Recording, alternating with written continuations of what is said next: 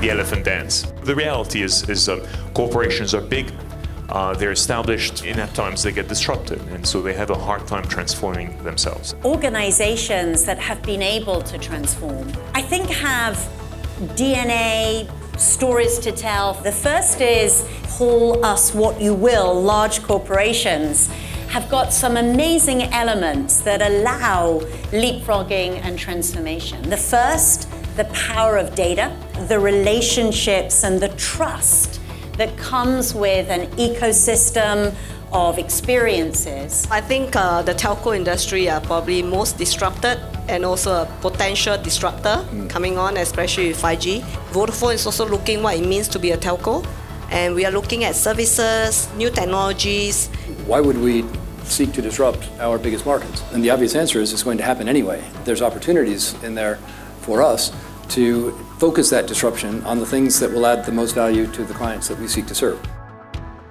We work really hard to make the elephant dance, yet very few people seem to be getting credit for it. We have to differentiate between the companies that are paying lip service and those that are actually changing and adjusting the business model. The market always wants proof, is the bottom line. And that usually comes in the form of either higher revenues, lower costs, or lighter capital.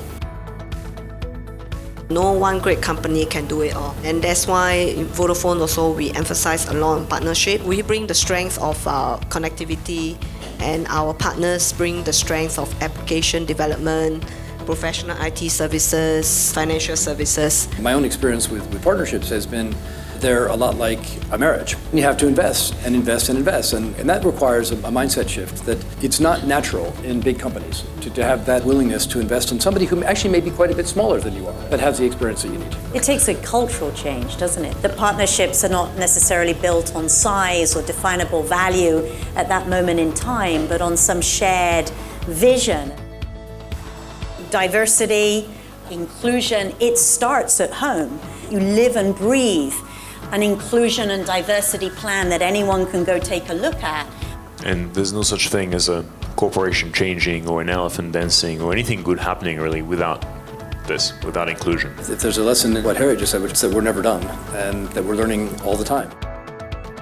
With incumbency comes trust, a lot of data, a level of experimentation with the new technologies, whether that's cloud, AI, blockchain, IoT. This technology and this change cannot just be for a few.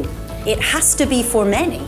Otherwise, it will not be sustaining for us and for entire communities. We're a repository of trust, and we've been trusted with people's money, and in the future, we're going to have to be trusted with people's data and with the advice that we give. The end state is going to be defined fundamentally by where customers can get convenience and who they trust.